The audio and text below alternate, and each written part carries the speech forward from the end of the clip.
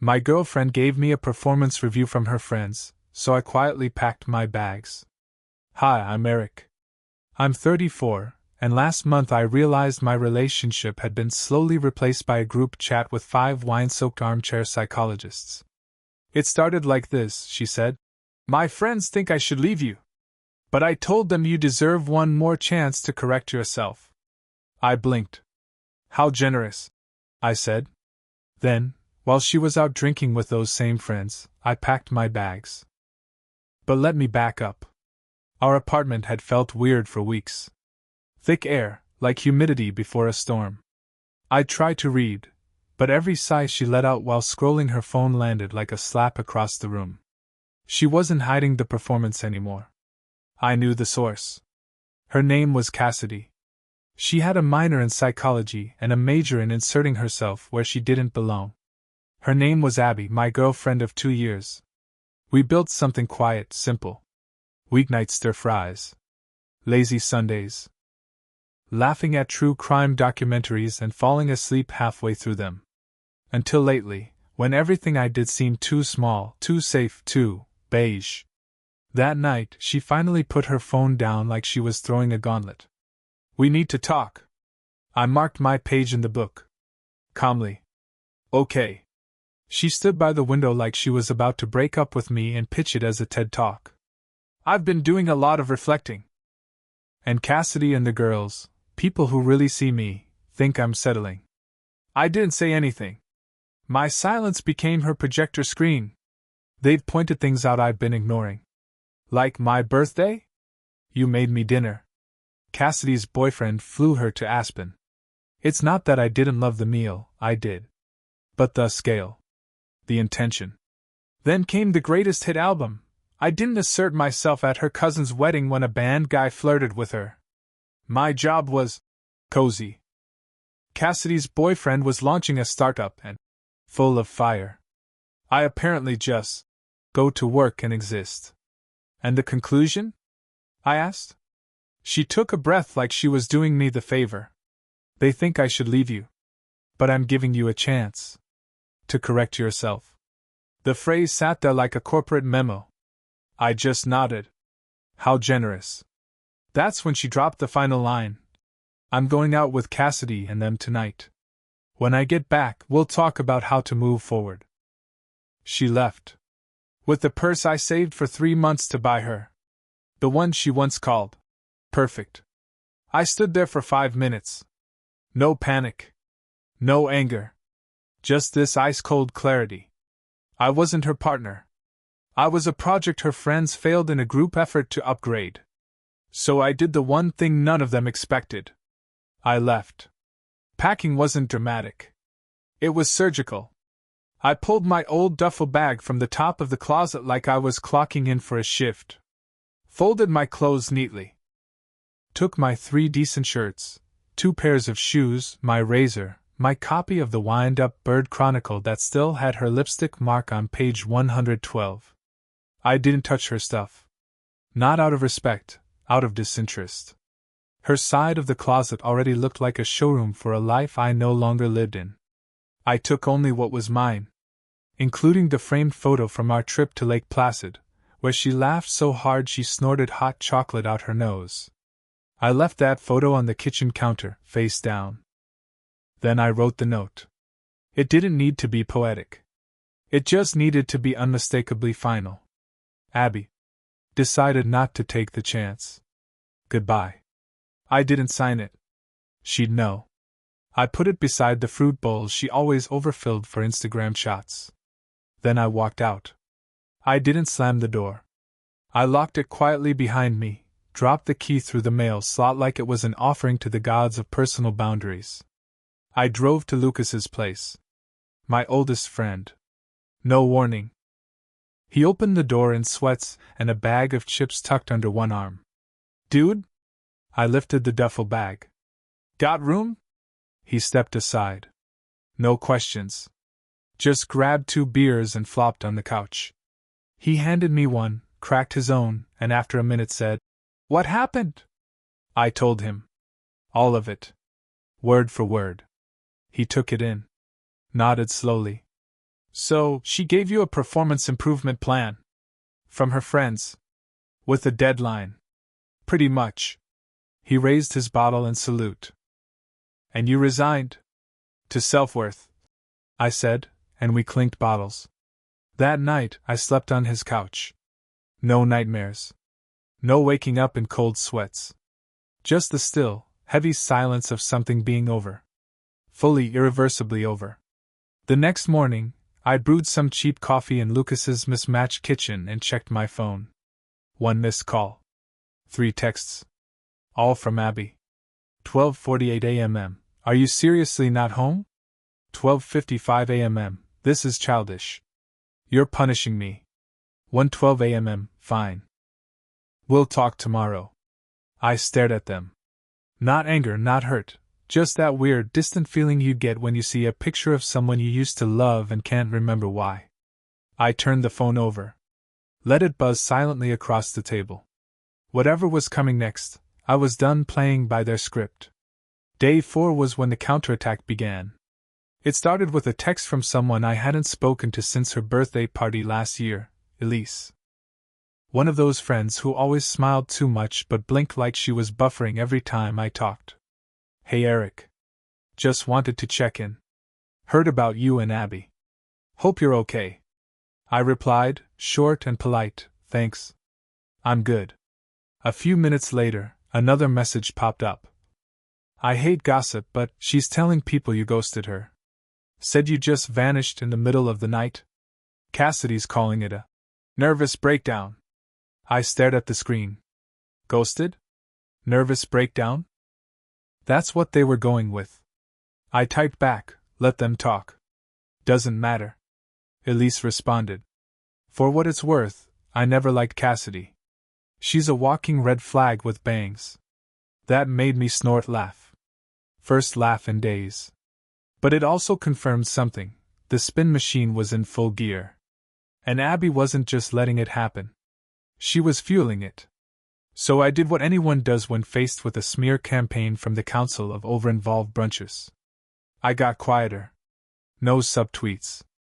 No responses. Just silence. You can't argue with someone who's vanished. Day 7, a new number popped up on my screen. Same area code. I let it go to voicemail. Her voice was clearer this time. Less whine, more control. Okay, you've made your point. You're hurt. I get it.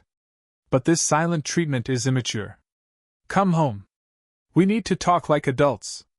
You don't just walk out over one disagreement. Click. She still thought this was a negotiation. Like I was out in the hallway cooling off, ready to return to my desk after my HR write-up. I deleted the voicemail. Blocked the number. 2 days later, another new number. Another message. You know what? Cassidy was right. You are a coward. You couldn't even face me. You just ran away like a little boy. So congratulations, Eric. You proved everything we said. That one I didn't delete right away. I listened to it again. Her voice, tight with rage, and was that desperation? It sounded like someone screaming into a canyon, hoping for an echo. There was no echo. Only silence. I blocked that number too. It wasn't revenge. It was quarantine. I was finally immune to her committee-approved criticisms, and I had no intention of catching whatever virus she brought back from rooftop therapy sessions. But the world is small. And sometimes, karma texts back.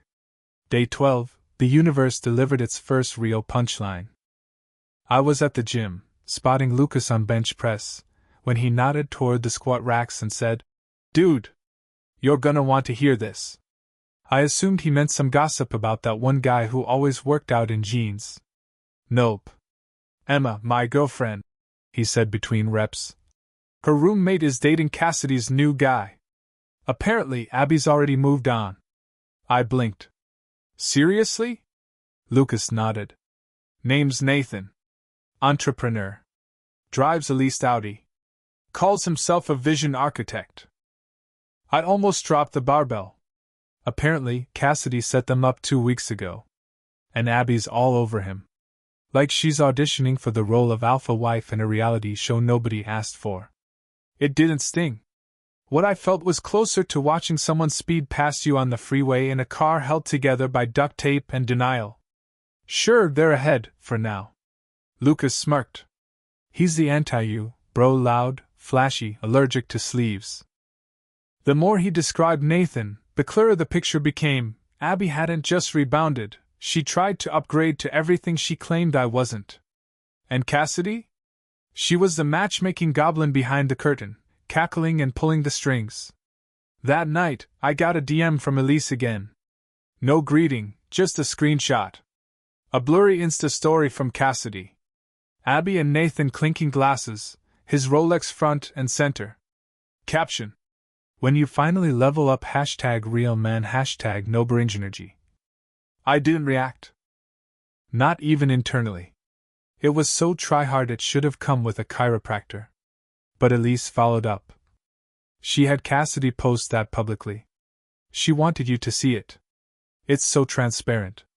I typed, let them have their play. I left the stage. She replied with a single line. Honestly? You're the only sane one in this whole soap opera. By now, I'd stopped flinching when Abby's name came up. It was like watching reruns of a show I used to be invested in, except now, I knew how it ended. And the universe wasn't done with its comedy set yet. Because a few days later, I heard Cassidy's unmistakable voice at a local cafe, just loud enough to carry across the room. She didn't see me. I didn't move. Just listened. He's a complete control freak, she said, snorting. Texts her constantly. Flipped out over her liking some guy's 2018 photo. Asked about her bank account. Total psycho. But hey, she wanted fire. Laughter. Nervous. Hollow. You think she misses the ex? Someone asked. Cassidy sighed. All she talks about. Eric never yelled at me. Eric never tracked my location. Blah blah. She's obsessed. Pathetic. I sipped my coffee. And smiled. Because for the first time in months, I felt warm. The storm I walked away from? It was still raging. But I was on dry land, coffee in hand, watching lightning hit the ocean I'd escaped. The next tremor came from a number I didn't recognize, again. I let it go to voicemail. This time, it wasn't Abby. It was Cassidy. Do you have any idea what you've done? She snapped, skipping hello entirely. Abby's a wreck. She cries every day. Nathan turned out to be a controlling, manipulative narcissist. Exactly what you said you weren't, by the way. The audacity practically came with a signature cocktail and a Spotify playlist. She made a mistake, okay? She was under a lot of pressure. We were just trying to help. But you ghosted her, and now she's spiraling. You need to come back. Be the bigger person. She needs you. The bigger person? They'd held the intervention, handed me a spreadsheet of my supposed failures, and now that the Prince of Passion turned out to be a jerk with Wi-Fi access and rage issues, I was supposed to swoop in like Mr. Clean Slate. I called Lucas, put him on speaker, and played the message. He listened in silence. When it ended, he muttered, "Wow. So, Cassidy's trying to rehire you for the job she fired you from. With back pay and emotional labor." Exactly. I didn't respond to Cassidy. I didn't block her either. That level of arrogance deserved the full weight of being ignored. 2 days later, Abby's mom called. Now that one was harder. Carol was always kind to me.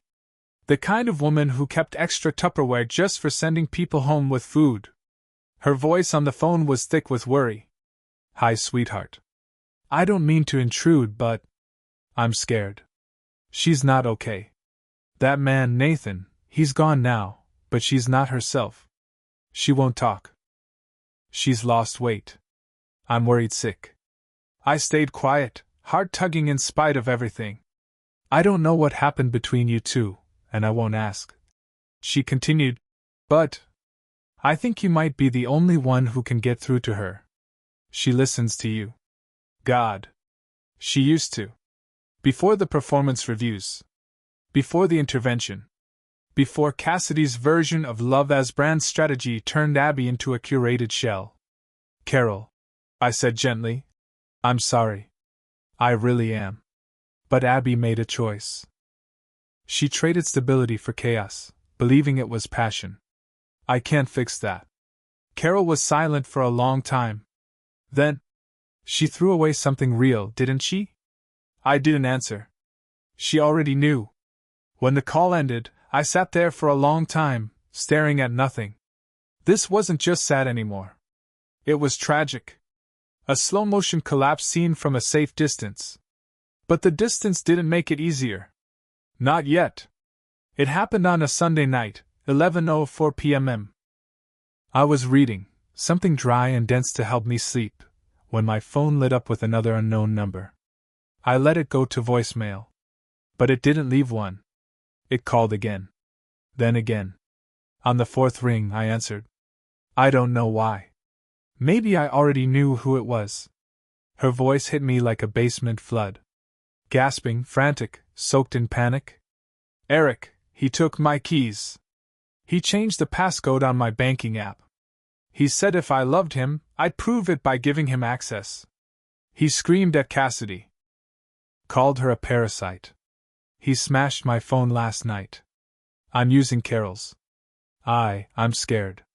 I don't know what to do. It was Abby. Raw. Unfiltered. No performance, no angle. Just wreckage. I see it now. She sobbed. God, I was so stupid. Listening to them. I handed over everything good in my life because Cassidy said I needed fire. I gave up the only person who ever made me feel safe.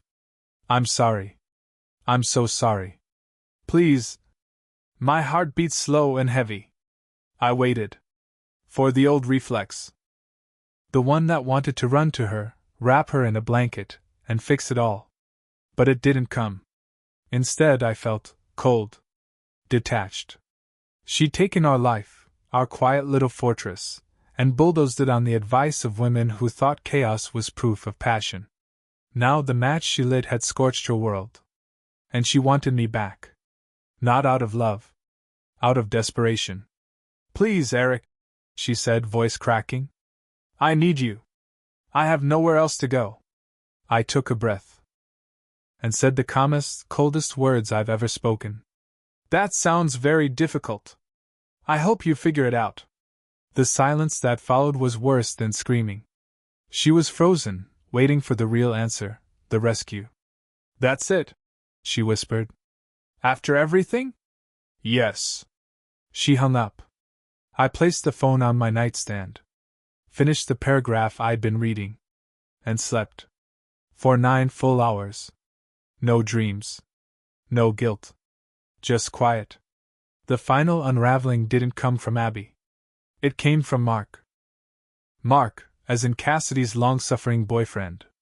The human potted plant in their social circle, always present, never heard, mostly ignored. He DM'd me on Instagram. I hadn't thought about him in months. Just 3 words. Thought you should know. Attached were screenshots. Dozens of them. A group chat. Titled, The Council. A name so pretentious it needed a neck brace. Members, Cassidy, another girl named Riley, and shockingly, Sarah, the one who sent me the warning texts. The messages were from weeks before the breakup. Cassidy. Abby's guy is so beta it physically hurts. She needs a push. Riley. Wait, isn't he super nice though? Cassidy. Exactly. Nice equals boring. My cousin Nathan is in town. Total alpha energy. He'll light a fire under her. Sarah. I don't know, they seemed happy. Cassidy. She just doesn't see how much she's settling. We'll help her see it. Stage a little intervention. Give her a taste of what she's missing. Riley. What if her boyfriend leaves her? Cassidy. Then she upgrades. If he shapes up, great. If not, she levels up. Either way, she wins. And then, weeks later. Cassidy. Nathan's a disaster. She's crying all the time. But maybe she had to crash to learn. Honestly, this is on her. She's so weak-willed. I read the entire transcript. Twice. Not because I was shocked. I wasn't. Not anymore. But because it was cold, hard proof that I hadn't imagined any of it. That the emotional jury Abby had used to sentence me wasn't seeking justice. They were writing a soap opera. And I'd been the first plot device to get axed. I replied to Mark. Thanks. Hope you find your way out too. He sent back a and nothing else. Smart man. The next morning, I sat by the window in Lucas's apartment with my coffee and just stared out at the city. No bitterness. No joy. Just that strange, profound awareness that I'd walked out of a burning building and watched it collapse behind me. Not because I didn't care. But because I finally knew that caring alone isn't enough. You can't love someone out of their own bad choices. Months passed. I moved out of Lucas's guest room and into a one-bedroom apartment with great natural light and no scented candles named after emotional states. I got a raise. Not a startup founder kind of raise, but a steady, respectable one from a job that didn't require me to scream about synergy or pitch decks at brunch. I hiked more. Slept better. Found out I actually like cooking when no one critiques the plating for Instagram. And then, one morning, the universe tried one last time. Coffee shop near my office. I'm waiting for my core to do, scrolling through headlines. I feel a shift in the air. A presence. I look up. Abby. She looked like a ghost of herself, thinner, tired, wearing an oversized cardigan like armor. She held a to-go cup like it was a life raft. Hey, she said, voice barely above a whisper. I nodded. Abby. You look good. Her eyes scanned me. I could see her register the subtle changes, stronger shoulders, peaceful posture. Stability without apology. Thanks. My name was called. I grabbed my drink. She didn't move. Just stood there, this crumpled version of the woman I used to love. I know everything, she blurted. Mark showed me the chats. Cassidy, the plan? Everything. I sipped my coffee. It was perfectly bitter. I'm aware. Her eyes welled. I was wrong. About all of it. About you. Silence. Then, is there any way we could? I don't know, grab coffee sometime? As friends? I looked at her for a long moment. I searched for that flicker of the girl I once built Sunday mornings with. The one who used to laugh until she hiccuped and danced in the kitchen to 90s R&B. She was gone. What stood before me was someone hollowed out by regret, sculpted by bad advice, and still looking for rescue in familiar places. My phone buzzed. A message from Lena, the woman I'd been seeing casually. Sharp-witted, self-aware, worked in nonprofit law and thought my boring job was fascinating. Her message was a meme about our plans to try night kayaking next weekend. I smiled. Abby saw it. And in that smile, she saw everything. I had moved on. Not in anger. Not to prove a point. Just forward. No, I said gently. I don't think we should. Her breath caught. And I saw it hit her. The final realization. Not hatred. Not heartbreak. Just absence. She wasn't being punished. She was being left behind. Take care, Abby, I said, stepping past her into the bright morning. The sun felt warm on my face. My phone buzzed again. Another message from Lena. I answered it with a laugh, took a sip of my coffee, and kept walking. I never looked back. Because the past doesn't need closure. It just needs distance. And I had miles of it.